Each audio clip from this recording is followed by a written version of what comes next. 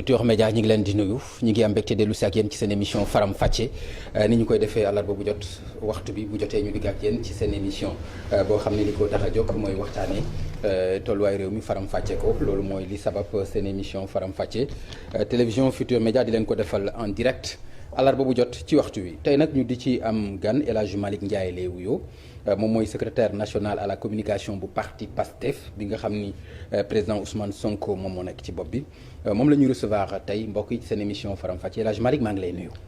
maa ngi lay fay Papa Ngagne di nuyu say téléspectateurs yëpp. di nuyu mboolem sénégalais yi nekk fii ak yi nekk ci bitim réew. di ñaan yàlla rek lépp lu ñu fi wax mu doon njëriñal askan wi. jërëjëf El Hadj waxtaan bi dañ koy tàmbale ak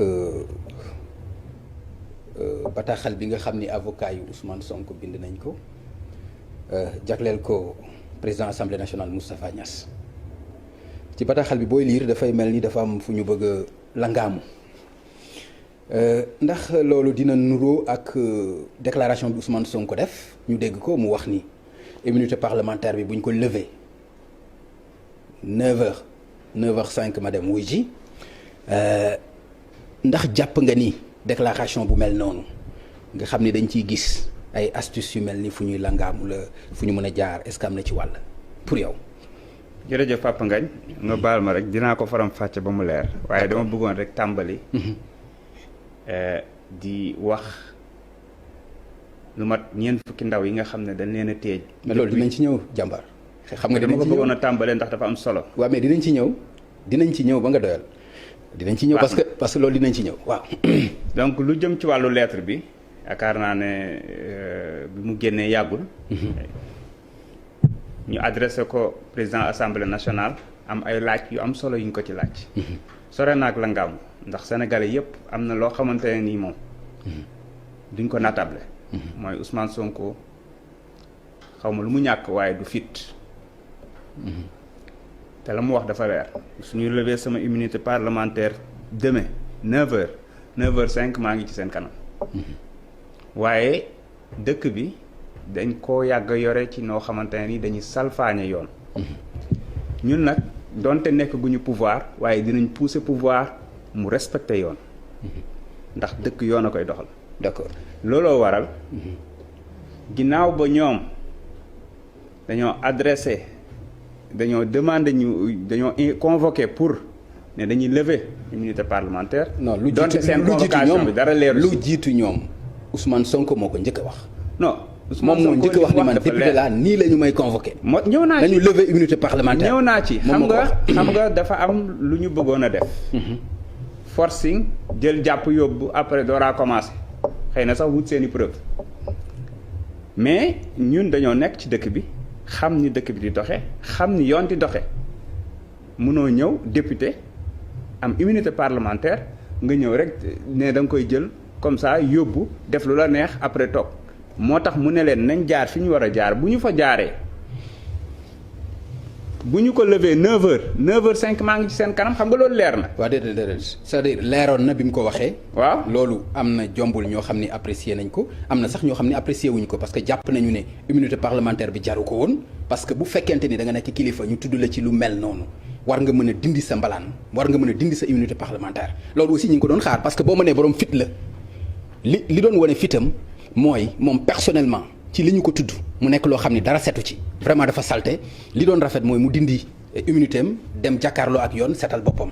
borom fit la waaye du dof nit la buy xalaat am pool d'avocat bu koy encadrer dama bëgg mu leer mbir mi ginnaaw li ko lal yépp ab complot la da nga ciy dem de manière stratégique maanaam di xam naka ngay doxal ak ñoom tànk par tànk parce que ñoo xamante ne ni balaa yëf yee commencé ñoom dañ laa condamné teg di xool maintenant condamnation boobu naka la ñu koy xoolee ba mu mën a jàll li naan pilule bi jàll ci Sénégalais yi mën ko wannaasu dinaa ci ñëw bu ma boo daggee rek du baax xam nga lu tax boo waxee condamnation xam nga lu tax non ma ne condamnation bi nga wax fan nga day leer day ñëw dañ ciy ñëw comme ni nga ma waxee sànq dañ ciy ñëw mais dafay am solo boo ko séqeek ñoo xamante ne nii nekkatul adversité politique mais dañ la bañ ànd ak kiñaan goo xam ne bu ñu mënee faat sa bakkan faat ko. c'est réciproque dafa am nooy demee. c'est réciproque boo joxee ay coup dangul jël coup. non dama ñaata yoon ngeen joxe ay coup. ñaata yoon la Ousmane Sonko wax. coup réglementaire. xam nga lu tax xam nga tam am solo. ok doo dégg mukk Ousmane Sonko joxe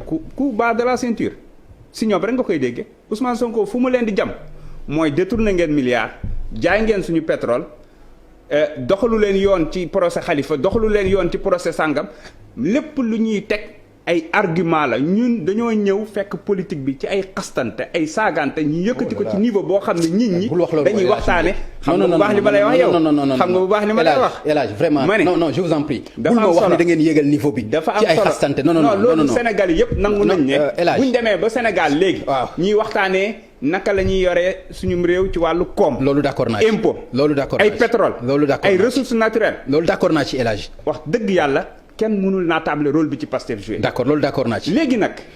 moo tax te mosoo dégg Ousmane Sonko attaqué nit personne même Macky Sall Ousmane Sonko dafay faral di wax ni mosuma koo teg bët laata xëy na muy dem di wuy ci mosuñ tegante bët et que su fi Macky Sall nekkatul woon c'est-à-dire xamu ko xamatu ko la personne de Macky Sall intéressé wu ko affaire bi nekkul nit ak nit encore une fois c'est une question de quelqu'un bu ñu dénk destiné réew mi. mu yor réew mi ñun dañoo nekk opposition assumer suñu opposition donc dañuy càmbar réew mi naka lay doxee di ci wax mi leer mais ñoom dañoo gis ne ba ñu commencé ba léegi parce que dafa affaire bi dafa am cislaay dañ ne bërët ñu ne kii xaaral ñu damm ay laafam raje ko fu ñu tegul fenn radiation bi. non xoolal. non dafay am solo dañ ciy ñëw parce que li indi aboutissement bi dañoo teg plan sur plan mais plan bu ñu teg ndekete li yàlla di faral di wax ne.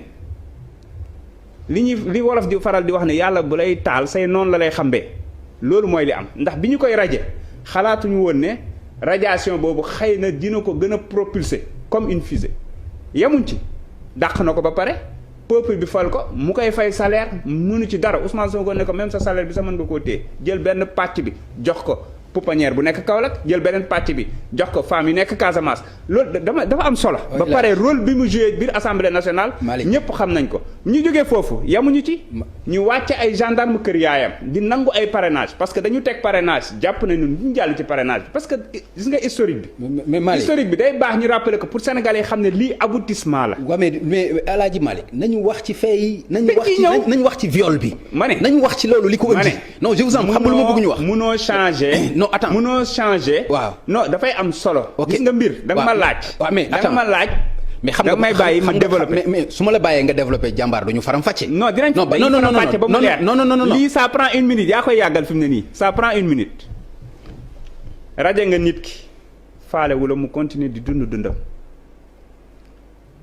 nga teg parrainage ginnaaw bi nga faagaagalee Khalifa faagaagal Karim yaakaar ne boo tegee parrainage du jàll mu ñëw jàll haut la main ngay yónni ay gendarme ci biir kër yaayam di nangu ay parrainage yooyu yëpp ci bataille psychologique weddi ko enquête bi ñëw leeral ko ba ñu sanctionné gendarme bi ko doon def yamuñu si ñu yónni ay nervi ñu dugg suñu siège saccagé ko booy di tëb mur yamuñu ci suñu meeting jeex ñu rey Mariama Sarr ba léegi nanguñ cee yéey Mariama Sagna ba léegi mënuñ ñoo wax fan la jaar ma ciy profité di ko rendre hommage ba jusqu'à présent nanguwuñu leeral enquête bi yamatuñ ci loolu ay attaques ci durant la campagne ay diabolisation yi dul jeex terroriste la walbatiku ne salafiste la walbatiku ne rebelle la walbatiku ne Tulaw Oil moo koy financé c'est-à-dire que y a une multitude de choses d'accord naa léegi li nga wax yoo xamante ne nii yëpp bu ci ñëw rek yàlla leeral ko à la minute près léegi nag mais El Hadj bi mujj bi non El Hadj mënul ko mooy seen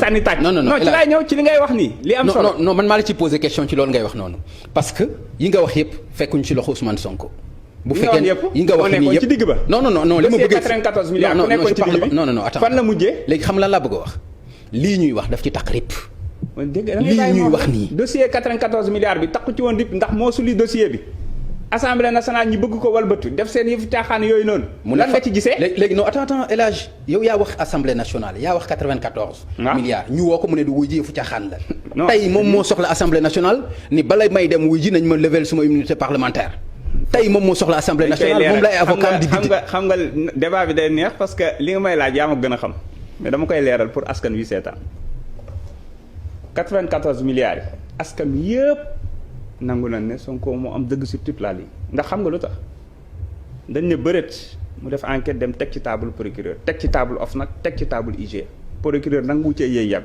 encore une fois procureur s'il s'agit de brimer un opposant mais en 24 heures mu règle dossier bi. 94 milliards 46 milliards kenn xamul lan moo ci am nga ni moom moo am dëgg 94 milliards 46 milliards. ça fait des mois dañoo fàtte woon existence am dossier 94 milliards bi enquête bi dafa leer ñi teg ko ci table Seynabou Ndiaye Diakhaté du moo ko interpellé moom procureur xam nañ li tax xam nañ li nekk ci dossier bi dañoo enquête ba xam ne fii sens interdit la ñu daal di taxaw bi ñu koy woo assemblée encore une fois dañu yaakaar ne ñun ay ndaw lañ ci politique dañoo yàgg di suivre yàgg di xam yàgg engagé wu même su fekkente ne ay ndaw lañ yàgg engagé wu gis nga ñii fi nekk tey di balballu 2011 ñoo doon nekkandoo tout le temps je dis bien à la place de l'obélisque Mame Mbaye Niang léegi d'accord ak ni moo waxoon ay caaxaanu assemblée nationale. non déglu rek dama lay wax xam nga lu tax ay caaxaan la woon ndax assemblée nationale dafa amoon règle respecté woon pour c'est-à-dire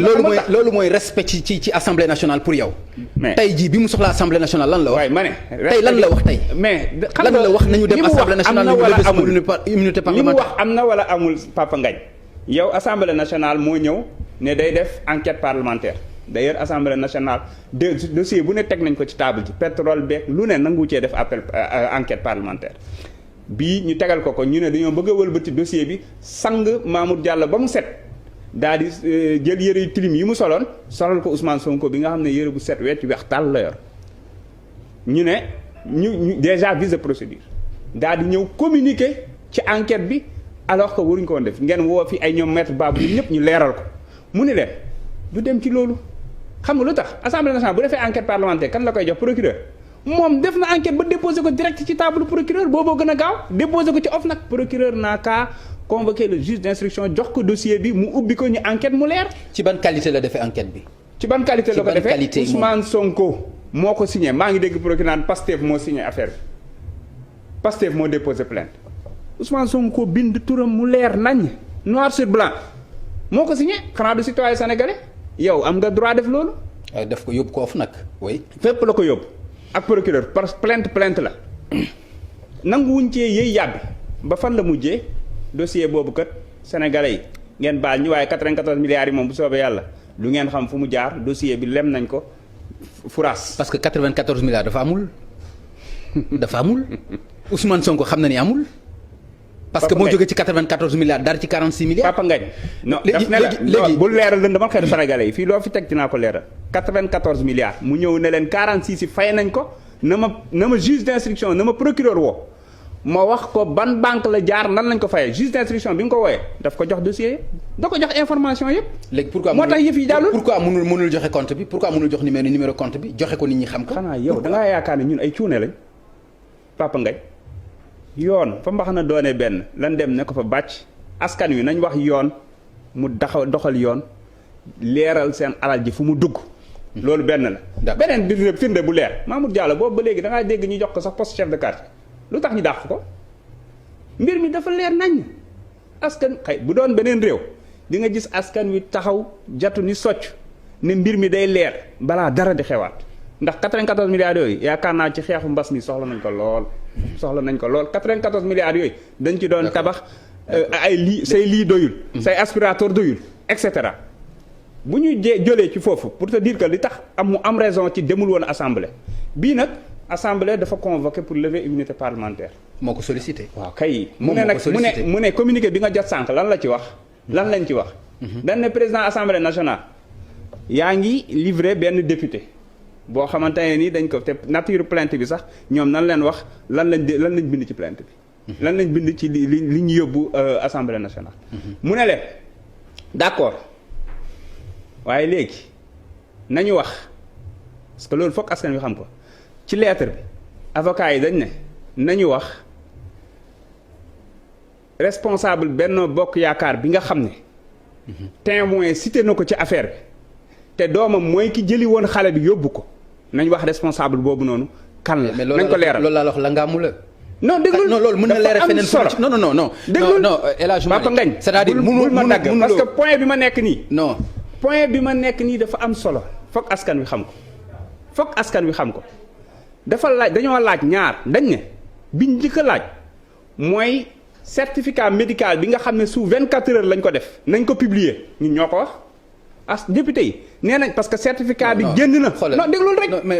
Papa Ngagne xam nga loolu mooy bëgg askan wi xam Assemblée nationale. da nga bëgg askan wi xam nga li may wax. xam nga loolu ça non Papa Ngagne déglul. suba la ñu convoqué bureau yi. non Assemblée nationale. pour ñu wax ci lu jëm ci immunité parlementaire ngeen bëgg avocat yi bëgg indi jàngal seen liggéey dafa am solo Papa Ngagne kenn du man du ma ñëw di la jàngal li ngay def journalisme bi mais avocat yi doo leen jàngal seen liggéey li ñu def xam nañ ko bu baax a baax a baax dama ne assemblée nationale bii lever immunité parlementaire day am fu mu ko teg on est d'accord duñ ñëw rek xëy suba ne ko lever immunité parlementaire x bi ñu lever immunité parlementaire Khalifa Sall da ngaa yaakaar dañ ko envoyé message rek ne ko lever day am ay dossiers yu ñuy indi teg mu ne leen certificat médical bi nga xam ne produire nañ ko te dafa disculper Ousmane Sonko parce que koo ëpp li mbokk mu mënoo koo jëw dafa am lu am solo lu ma lay wax gis nga les patriotes aji bëgg réew yi ñi ngi fu nekk ci réew mi aji yàq réew mi woy aji bëgg réew laay non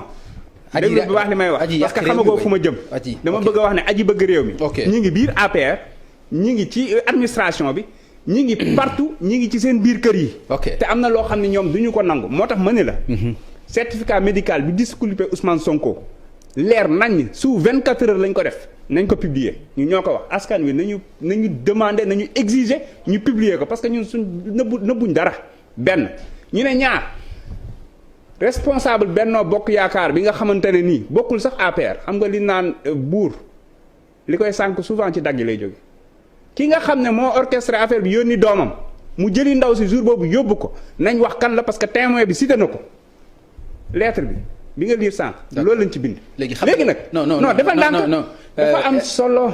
dafa am solo El Hadj Malick xam nga ne ñëwuloo fi aussi pour def sa communication da nga ñëw pour ñu échanger. nañ waxante dëgg rek nangul ma ko. mais non mais je vous en prie ñëwuloo aussi rek pour bëgg a def sa récit sa communication. je vous en prie. alors li ma bëgg a wax mooy wax nga ni ndaw si oto bi ko jël si c'est-à-dire li ñu bëgg fi ma bëgg ñu taxaw fa mooy est-ce que li nga dégg yow Ousmane Sonko wax ko ci déclaration nga wax rek sa aqulay taala bu fekkonte ni Macky Sall la est-ce que di nga ko nangul di nga ko gëm. wallahi azim bu doon Macky Sall non wax non dama ni sama li nga aqulay dégg taala ci déclaration laa la wax. sama aqulay taala parce que moom mooy seen principal adversaire tey est-ce que bu doon moom la moom nga dégg lu mu wax li mu wax. bu doon maanaam Macky Sall moo nekk place opposition ñun ñi nekk place pouvoir. non même nii mu nekkee nii tey nu mu mën a demee. ci mu tàkk ci li taxaw def déclaration mel est-ce que li mu wax di nga ko nangul yow. ñun déjà. waaw non bu doon baal ma rek nga tontu dama lay wax rek. waaw dama lay wax rek. bu doon ñun kese parce que ay wax yi dama feebar ak ay demande bàyyil ma ñëw ci ay yooyu. bàyyil ma ñëw. allez-y. bàyyil ma ñëw.